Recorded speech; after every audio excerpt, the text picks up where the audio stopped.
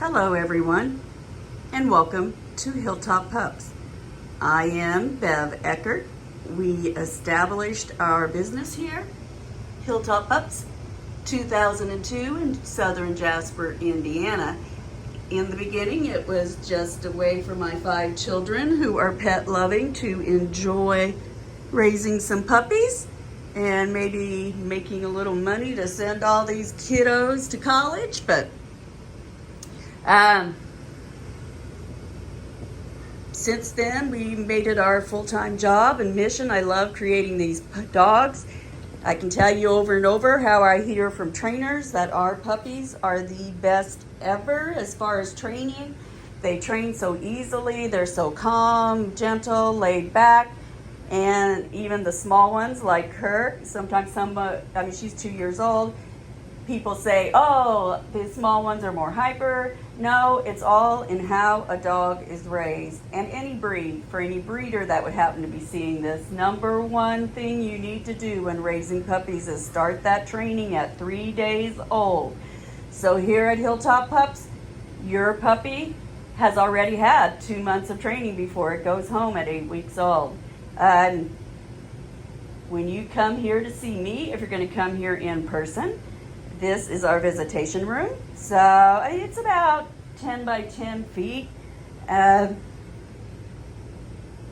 all my credentials are posted here. There's a grooming room where we do all of our grooming and cleaning and so forth. We got 2 little pups under the dryer now. So this is just commonly how it looks.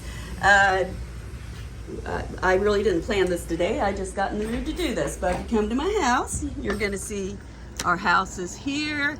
And our business is here. A couple more doggies running around. They'll all come out and greet you. You're going to park next to this big building here, and it says entrance. And I usually try to keep that open sign on, but wire to the right, the door to the right is the visitation door. The other door goes straight into our kennel. And then you do have a porta potty in case you want to go potty. Don't worry, it's cleaned every week. It's clean, we use it. And then that's an exercise yard where our dogs roam. And you can see we're up on the hill. That's the driveway down the hill through the woods. Plenty of room to sit outside too, just in case you get here and the visitation room is full. Don't try to just squeeze on in. If you please wait outside, that would be much appreciated.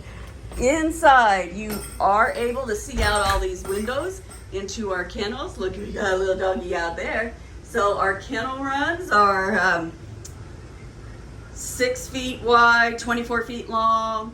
They all have a fan in them, an insulated dog house, running water, so they all have fresh water. It's heated in the wintertime, the water. And there's like a rubber exercise mat in there.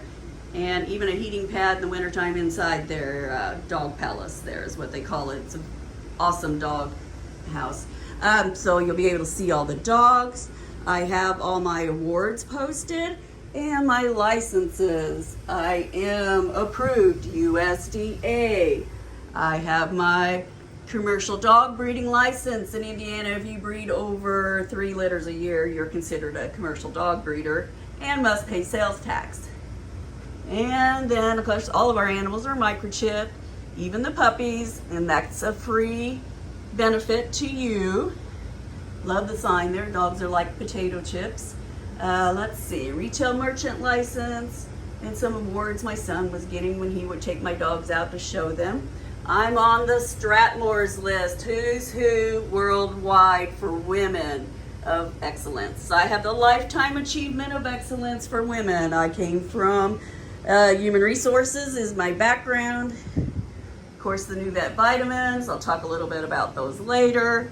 Over here, my excellent review, accredited business for 10 years, being a, A+ member for 10 years straight.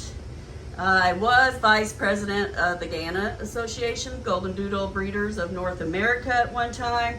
I stepped down from being vice president because I was traveling to seminars. I've learned a lot about DNA testing and But you know, I came to a point where I felt like I was teaching more than what I was getting out of it. And my two daughters were wanting to quit their full-time jobs to stay home. So they now work with me. So they work here during the week. They know how to raise these puppies. They've grown up with them. So they each have 5 to 6 dogs at their house. They're raising litters. And my sons, let's see, Austin has 2 dogs. Rhett has 1 breeding dog. And Riley now has 1. The other one he has just got spayed. She reached her aging out age. 5 years old, we stopped breeding the dog, get them spayed, rehome them if necessary. You know, in Riley's case, you know, he was just keeping his dog and breeding a few litters, and it's just a way to give them a little extra money to pay off their houses. So each puppy's going to come with a folder in your folder. And I'll just run through somebody's folder here that I have. 6-week checkup from our veterinarian, or 5 weeks, 6 weeks, somewhere in there. And then this is your vet chart. Most important to take this to the vet. Absolutely necessary. Do not lose this, okay? Because you got the puppy's birth date, my information. The microchip number is here. Everything the vet needs to record. This puppy's being picked up in a few minutes. And I last wormed here on the 10th because we worm every 2 weeks.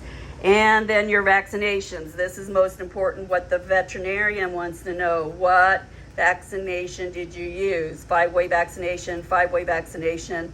Here at 12 weeks old, they can get the 7-way vaccination because it'll add in a couple of more things that are age appropriate and maybe your state needs. And then the next one in Indiana, 16 weeks old, to get the rabies vaccination. So you want to keep this for your lifetime record. This is your form on registering that microchip. I prepaid for it. This is not one of these gimmicks like Home Again where you have to pay $20 every year to update your information. This is one time. Unless your information changes, you just go to this website, or there's a phone number at the bottom of the call. But you put in your microchip number, your name, address, and that's it for life unless any of your information changes. Then you get a Continental Kennel registration form because these puppies are not registered with AKC. Your dogs, to become an official breed, when you're mixing different breeds, and they need to be like 5 to 6 generations down, so where all the dogs start looking the same. And as you see my wall here, you know, all my dogs are taking on a unique look, and that's what AKC needs. You know, you're going to say, they don't look like a golden retriever and they don't look like a poodle. They look like a golden doodle. So they're going to have to be 5 to 6 generations down. So that's going to read out a lot of those breeders that are just beginning out there, because a lot of mine are 5, 6 generations down. So basically you are getting an official golden doodle. Now people say first generation's the healthiest. That's because you're weeding out the diseases by chance that both breeds carry. Because a lot of diseases, it takes both the parent dogs to carry that gene for the offspring to inherit it. So, I mean, if you're just guessing and not doing DNA testing, F1's going to be healthier than any of the other dogs. That breeder is breeding. But in my case, I've been DNA testing for 20 years because I've done everything correctly from the beginning and did my research and spent that extra money because I wanted to do it right. I'm very particular. I want everybody to be happy with their puppies, happy, healthy puppies that live long lives. And so we DNA test from the very beginning. So when you're looking at my multi-gens that have 5, 6 generations down, they have been health tested parents for 5, 6 generations, which is awesome. So my multi-gen will be as healthy as my first generation because I've DNA'd all diseases out of them. Plus, I have that history of my dogs behind them because most of my dogs are going to have Noah in them, Chewbacca. If you're a frequent flyer of Hilltop Pups, you know those names because they've been here forever. Chewbacca's like 16 and still breeding. You know, I can see his face in a lot of these dogs because he's probably a grandfather or a great-grandfather. He's amazing. So when your puppy goes home, You've got the CKC registration form because they do accept the crossbreeds. And it's more of a tracking system to find out where these dogs go. But always keep this form for proof of birth date and who the parents were, because so many of my customers come back for a second, third, fourth, fifth dog from me. And they're asking me who the parent dogs are, and then sometimes that could be a computer or two back that I have and maybe lost information. So just keep that form to keep track of that. You've got the Trupanion Health Insurance. So this is a great insurance company I've been with for 18 years. They actually told me I was one of the first breeders to sign up with their program. We were at a seminar together, and they give you this program for 30 days. You get free coverage. So say your dog falls off a sofa and breaks a leg, something like that they would cover. I always say, it kind of depends where you live at. If you're in a big city, your vet bills are going to be quadruple the cost of a smaller city. You might want to consider driving 20 minutes, half an hour out of town, going to a more country vet. Just look at their building. If it's huge and expensive, I've heard like a spay here local, $150. A spay in a big city, I've heard up to $800, $900. So I don't know about routine care. There might be different tiers in this insurance. You might want to check into that. So I will give you your new vet vitamin supplement because we love these. Our dogs love them. It is the only vitamin our dogs think are treats, so they just gobble them down. It's a big wafer, so it's one big wafer a day for your dog. For life, I prefer, and my dogs think they're treats. So I'm getting my coffee in the morning. They're getting their treats. You do, for the younger puppies, have to break them up in small morsels for about the first month, and then make the pieces bigger and bigger until they're eating a whole one. It's because this is their chicken soup for the soul food, and it is the tiny little morsels. So their jaws just aren't strong enough to eat that whole wafer yet. I actually had a customer call me, and it was too funny. They're like, all my dog's doing is licking the wafer. I can't get him to eat it. And then it finally dawned on me that they have puppies, and you're gonna have to break it up. They're licking it because they can't chew a whole 1-inch vitamin. More likely, we'll send them home with this little packet. That's metronidazole pills and wormer for the first 3 days. It's a big change on a puppy to go to a new environment. The little pills, metronidazole is like Pepto-Bismol. I've had nurses here before that said, oh, we give that to our nursing home patients when it's a big family day and they're coming to visit, and it basically just keeps their stomachs nice and calm. Dogs don't always do good on car trips the first time, and that's kind of a dual thing. You're leaving Indiana here on these winding roads, and winding curvy roads, they can get car sick. So it takes plus all the new smells. They're going home with strangers, they're leaving their litter mates. It's all a big change. They're going to get home, and it's all the new smells, the new house, the new schedule. All that is going to create stomach upset. It's just anxiety. It's good anxiety. I'm not saying you're torturing your puppy. You're not. It's just part of the process of the growing process. So all this keeps their stomach nice and happy, keeps their stool nice and hard.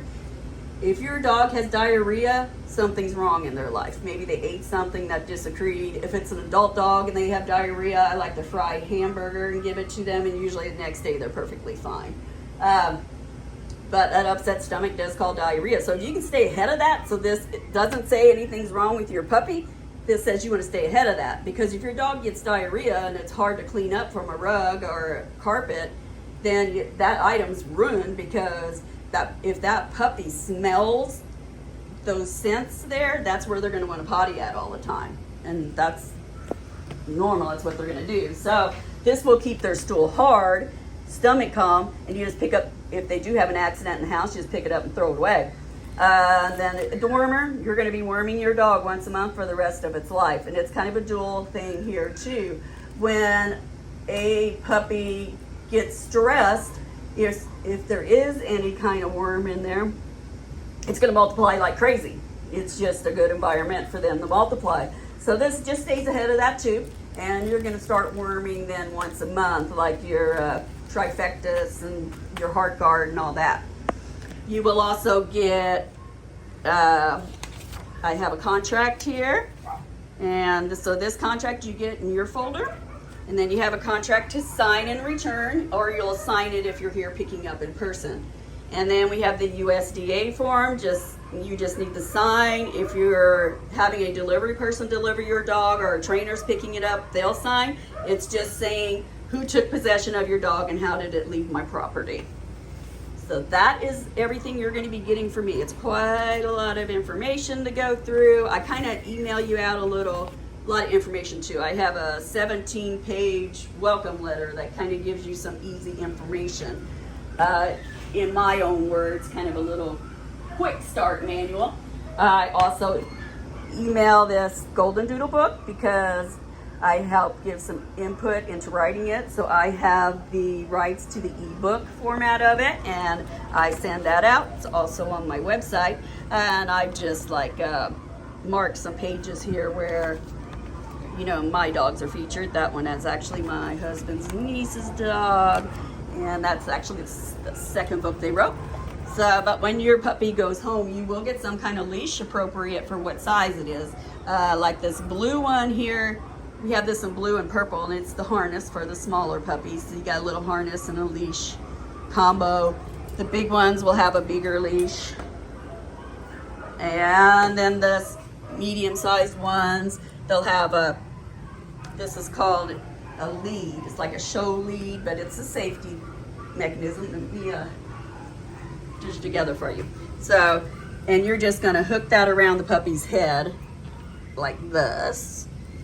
And so you got a leash combo there, and that'll tighten up, and you use that as a leash. So that's your big stuffed animal for right now that I'm giving out. You get a little stuffed animal, you get the baby blanket, the ball, the rope toy, a gift bag, a bag of food, and the doorbell. So you just place that bell on the door at a height where the puppies can touch it with their nose. Here, they've grown up, these puppies. They know when our doors open. They're going to hear a bell, so that means the door's opening and closing. People are going in and out, so they really catch on to that really quick. That is it. So just a quick view. Whether you can visit here in person. Somebody's stirring up my puppies out there. My husband's out there. But see, I got a couple of dogs running around. Did you guys have a nice day?